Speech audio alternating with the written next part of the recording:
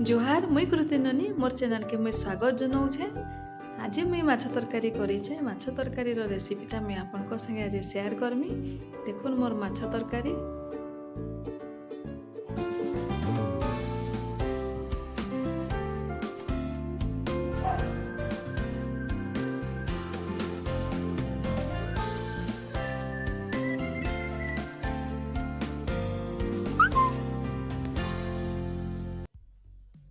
माछ तरकारी बनाबार लगी माछ दरकार दे मुई माछ धुई देली न नून हल्दी पकई करी आग 10 मिनट रखली।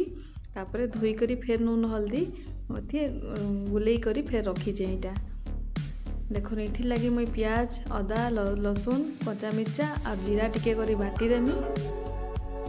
इटा मुई माछ धुई करी नून टिके हल्दी टिके दे करी गुलई देइछे। आ इटा मोर मसला। तापरे गोटे कढ़ईटे गरम करी सेठी तेल पकईचे आ से माछ मान के आग भाजी देमी।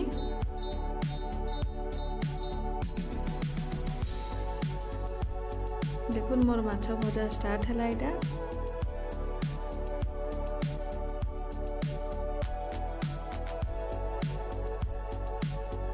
माछ भजा सियाड़े होची मसलाटा के मुई याचनी बाटी देली न। देखुन मसला बटा सरला आ माछ के टिके सियाड़े उल्टई देमी। इटा उल्टई देली आ सेठी से मुंडटा के पकई देली हेटा भी सिजुथुबा। और माछ भजा यासनी सरला। माछर मुंड के टिके भल करी भाजबे नहले भीतरटा कंचा रही गले भल ना लागे। सेति लगी भल करी भाजबे। एबे से जेंथि भाजी थिली सेति आउ टिके सुरस तेल देली आ याचनी जीरा टिके पकई देमी। जीराटा चड़किला परे हेती टिके गुटे प्याज मिडिल साइज रो गुटे प्याज टे काटी थिली से प्याज के पकई देमी। प्याजटा टिके खरिया बागी भाजी हे गले टिके लाल बागी हे गले सेठी मुई मसला पकामी। याचनी प्याजटा टिके भाजी देसी। एते प्याज मोर हे गला न टिके भाजी हे गला न प्याजटा। याचनी मुई हेती मसला पकई देमी। देखुन मसला जेन बाटी थी अदा रसुन प्याज और जीरा सेटा पकई देली। कंचा मिर्चा मुई पकासी बाटला बेले आउ कलर लगी और टिके राग लगी मुई मिर्चा पाउडर पकासी। यहाँ जेन मिर्चा पाउडर हल्दी नून और हेंगू टिके पकई देइछे।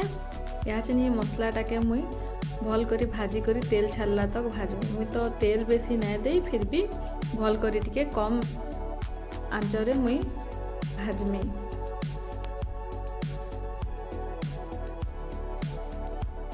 मोर भजा होउछे पैन टिके मरी गला न आउरी टिके पैन मरबा। दुईटा टमाटर के मुझे छोट छोट करी काटी देइछे। इताके चिकन करी पूरा ग्राइंडर रे बाटी देमी। देखुन मोर मसला पूरा सुखी गला न और टिके चलई देउछे कंचा ना रहे। जीरा पकईछे सुरसो पकाले जल्दी हो जाएसी।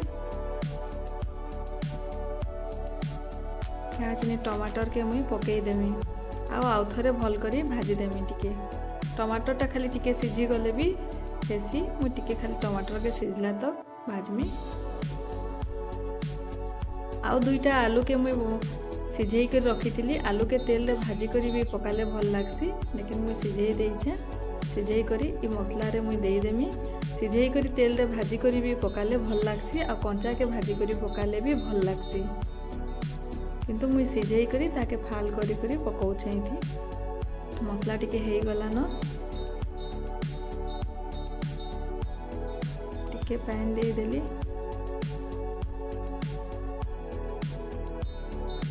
टिके झोल करी करी आलू के पकई देमी। आलू के टिके पैन दी पकाले आलू रे हल्दिया कलरटा पले आसी।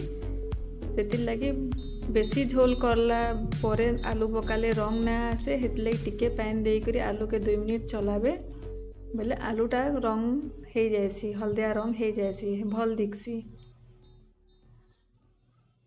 देखो न आलू रे कलर आसी गला न। आलू धोप थिला आज हल्दिया हल्दिया दिसुछे। याचनी मोर आलूटा हल्दिया हो गला न। इथि मुई याचनी पैन टिके दे देमी। पैन टिके देकरी सेताके मुई डाबी करी रखीदेमी। टिके पैन फुटला तक पैन फुटले ही माछ के पकाबे नहले भल ना लगे कंचा कंचा लागसी। ये मोर आलू हो गला मसला के भल कर पैन थी मिसई करी हेताके डाबे या छिने मुई ताके 2 मिनिट हाई फ्लेम रे दे देमी पैन फुटले तापरे मुई माछ के पकामी आ माछ पकाले आग मुंड के पकाबे नहले भीतरटा मुंडटा आग सिझबा आ भीतर के टिके जेन कंचा रही जाइतबा मुंड भी सिझी जिबा एतले मुंड के आग पकाबे मुई यहाँ छिने एके सारी दे दउचे सबू मो चैनल के जदि नुआ आइछन ताले सब्सक्राइब करि दउन आ ई वीडियोटा जदि भल लागला ताले लाइक टे देबे आ एंता नुआ नुआ रेसिपी आउ नुआ जगह नुआ कल्चर आपन को जानबार लगी मिलबा आउ सब्सक्राइब कला परे आपन ऑल बेल आइकन के क्लिक करबे जेंटा कि ऑल नोटिफिकेशन आपन को पहुंची पारबा त मैं आउ थरे दे देली न कवर करि देली न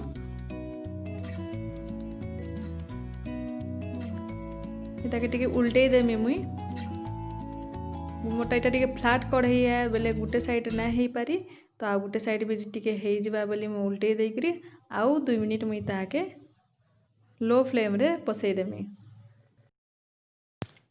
एटा मैं उल्टे देली या छिनी ताके टिके डाबी देमी